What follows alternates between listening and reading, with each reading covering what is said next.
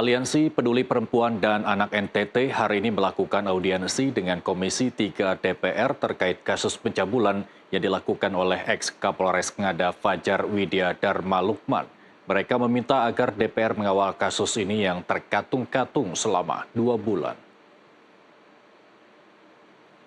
Dalam pemaparannya di hadapan Komisi 3 DPR, perwakilan Aliansi Peduli Perempuan dan Anak NTT menjelaskan bahwa kasus kekerasan seksual yang dilakukan ex-Kapolres Ngada menjadi pintu yang membuka terungkapnya kasus kekerasan seksual lain yang marak terjadi di NTT. Aliansi Pelindungan Perempuan dan Anak Provinsi NTT meminta Komisi 3 DPR RI untuk mengawasi dan mengawal proses hukum AKBP Fajar Widya Dharma Lukman Suma Atmaja yang hingga kini berkas perkaranya masih bolak-balik antara Kepolisian Daerah Nusa Tenggara Timur dan Kejaksaan Tinggi Nusa Tenggara Timur.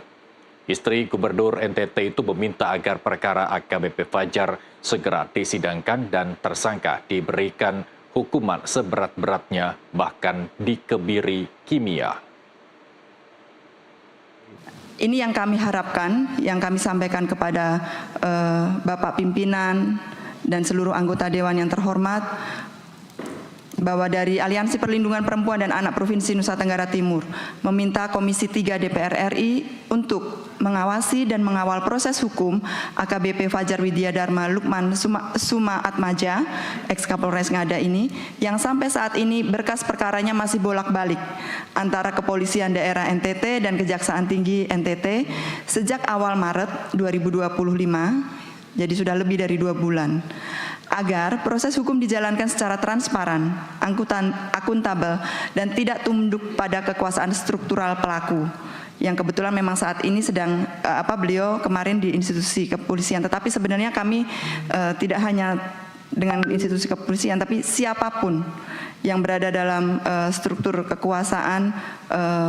itu juga kita tetap harus melakukan upaya hukum yang transparan, akuntabel, dan tidak tunduk tadi pada kekuasaan struktural.